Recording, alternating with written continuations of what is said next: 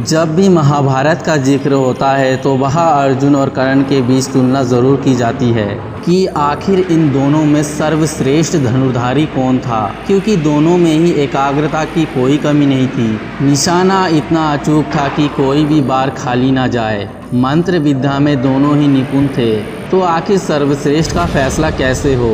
एक ही चीज़ थी जो इन दोनों में सर्वश्रेष्ठ धनुर्धारी का फैसला कर सकती थी, और वो थे उनका दिव्य धनुष। क्योंकि युद्ध के दौरान जहां अर्जुन गांडीव धनुष को लेकर दुश्मनों के सामने डटे हुए थे, तो वही कर्ण विजय धनुष का इस्तेमाल कर रहा था। इसीलिए ये जानना ज़रूरी है कि आखिर गांडीव और विजय धनुष में सबसे शक्तिशाली धनुष कौन सा है और इनकी उत्पत्ति हुई कैसे।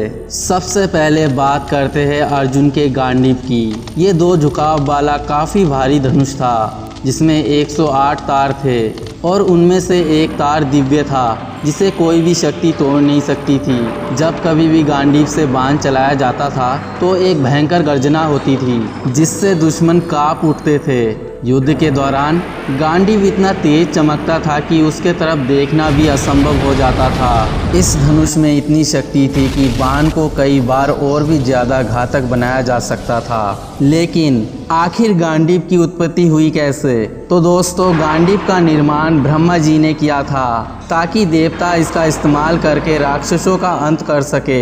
स्वयं ब्रह्मा जी ने गांडीव को अपने पास हजारों वर्षों तक रखा। उसके बाद उन्होंने अपने मानस पुत्र प्रजापति दक्ष को सौंप दिया। इसके बाद इंद्रदेव ने इसे अपने पास रखा और फिर इसे चंद्रदेव को दे दिया।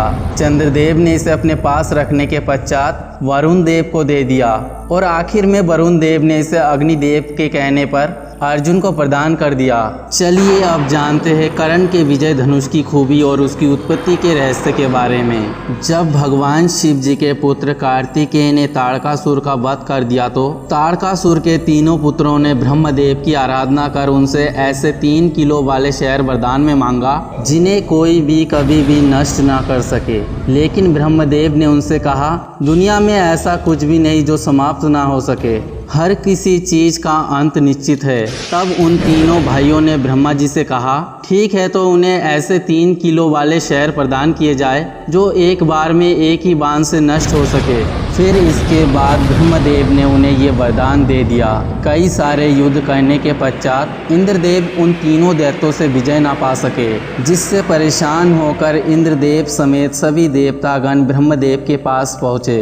ब्रह्मदेव ने कहा, केवल महादेव ही इसका हल निकाल सकते हैं, क्योंकि वो तीनों भाई भगवान शिव जी के भक्त हैं। इसके बाद जब भगवान शिव जी ने उनकी समस्या सुनी, तो उन्होंने एक ऐसे बाण का निर्माण करने को कहा जिसमें इतनी शक्ति हो जो उन तीनों शहरों को एक साथ नष्ट कर सकता हो। फिर एक शक्तिशाली बाण तैयार किया गया, जिसमें स्वयं भगवान विष्णु जी बाण बने, अग्नि उसकी नोक बनी और वायु उसके पंख बने।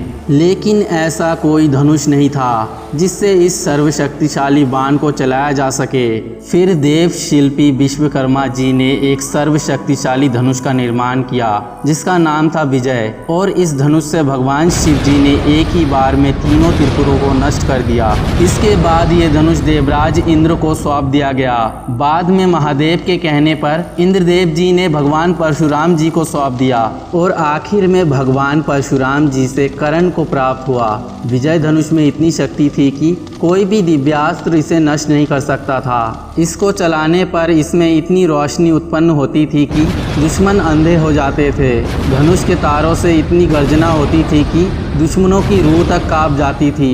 पाशुपतास्त्र भी इस धनुष को नष्ट करने में सक्षम नहीं था। यानी धनुष के मामले में कर्ण का विजय धनुष अर्जुन के गांडीव के सामने बहुत ही ज़्यादा खतरनाक था, और जब तक ये धनुष कर्ण के हाथों में रहता तब तक कोई भी उसे पराजित नहीं कर सकता था, यहाँ तक कि अर्जुन भी नहीं। आप इस बारे में क्या सोचते हैं दोस्तों? अपना राय ज़रूर कमेंट करें, और अगर वीडियो पसंद आए तो लाइक करें, शेयर करें और चैनल को सब्सक्राइब करना ना भूलें। मिलते हैं अगले नई वीडियो में, तब तक के लिए जय श्री कृष्णा।